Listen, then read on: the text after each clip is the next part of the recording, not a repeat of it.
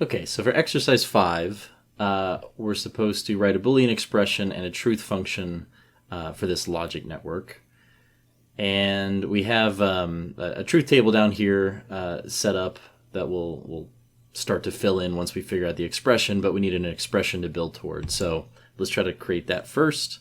I think a good way to approach these to try to turn a diagram like this for a logic circuit into an expression is to kind of start at the end, where we have the output here going straight through this gate, and this would be, let's label these first, this would be an OR gate, which would correspond to a plus in our Boolean arithmetic.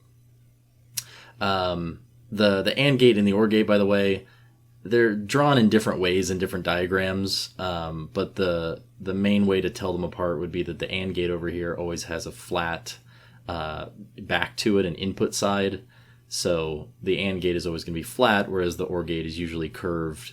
Usually supposed to be pointed in the front also, but that's not always as clear. So usually the back is the easiest way to tell the difference between those. So we have an OR gate at the end here. So that tells me that we have an addition between the two main things that are coming into the end here. Whatever these two things that are going to enter this last gate are going to be added together. So we're going to have two things added together. So then the two things that we have to add, the first one on the sort of the left side of this addition comes from this, and it comes through an AND gate. So this would be an AND gate. So that would be our multiplication. And so there we can say that, well, for the left side of this addition then, we're going to have a multiplication of two things. So we're going to have, let's say, two things multiplied together in these parentheses. And those two things that are being multiplied together are x1 and x2. Those are the inputs of this gate.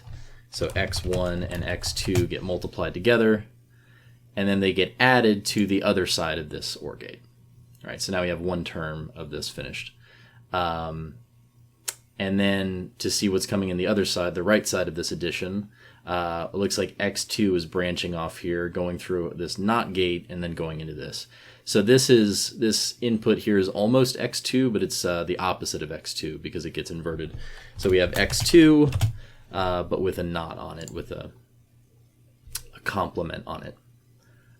So there we go. x1 times x2 comes in here.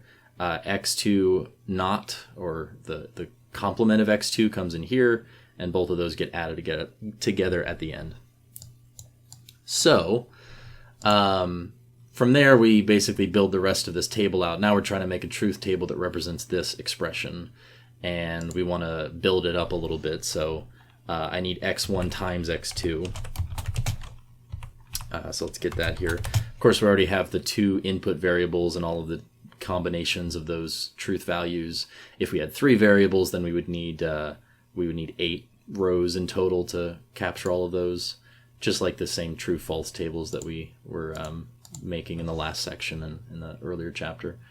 So x1 times x2, and again we have to remember that times doesn't really, well, we can think of it in terms of the Boolean algebra from the last section from 8.1, or we can just think of it like an AND operation, because that's what this means, right? If we're multiplying these two variables, we're ANDing them together.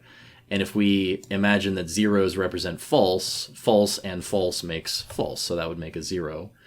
And then in fact these would both be 0, because the only time an AND operation is true is if both of the inputs are true, and so that would only happen right there. Then the last thing we want is to make sure we get the inverse of x2, so then we can add these two columns together. So the inverse of x2 would be just the opposites of all of those truth values.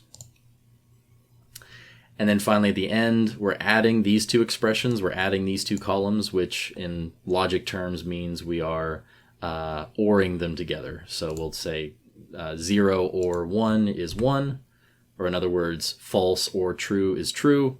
And as long as we have one truth or one in each of these rows, this should come out to be a 1.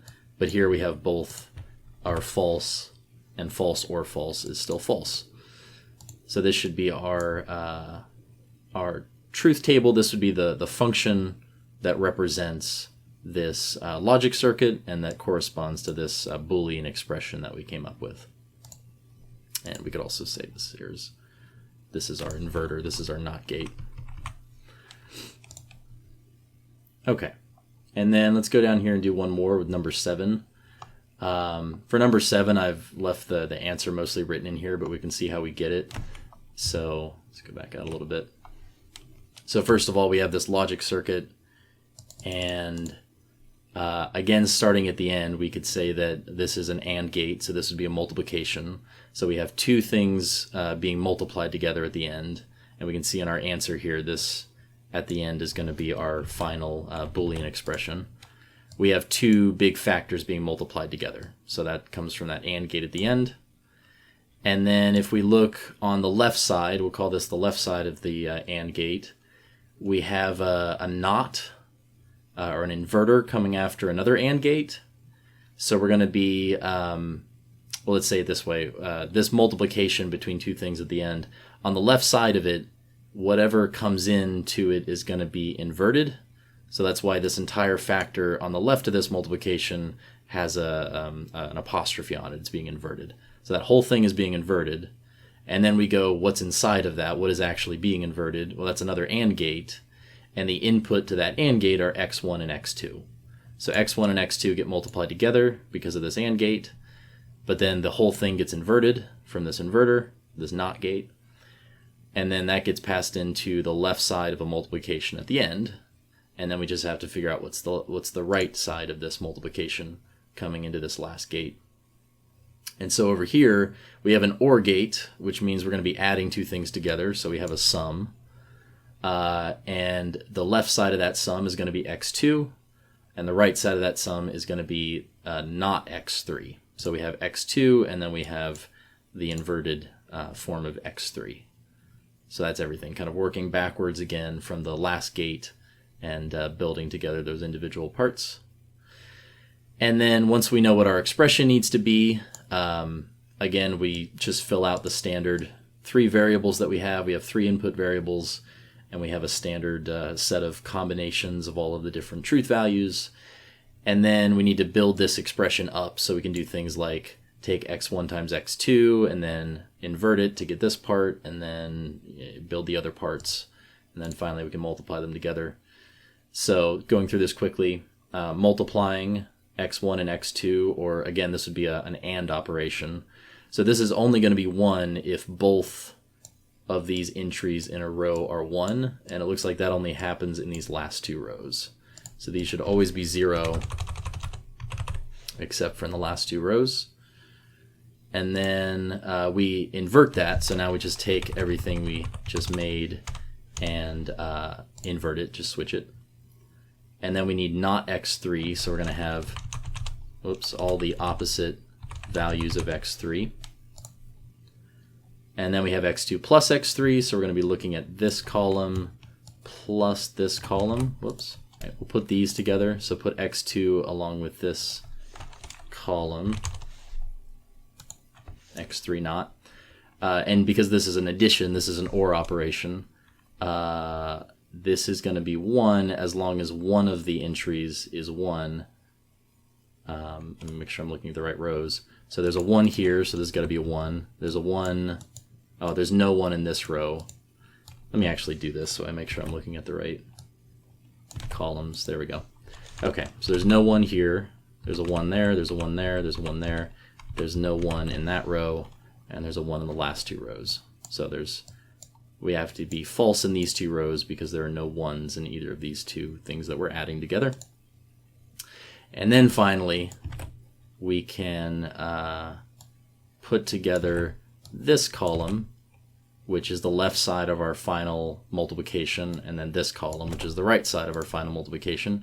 Multiplying those together is ANDing them, and so we're only going to have a 1 if both of those entries are 1. So that happens in those 4 places, and then everywhere else should be a 0. So then finally we have our truth function that represents this expression for this logic circuit.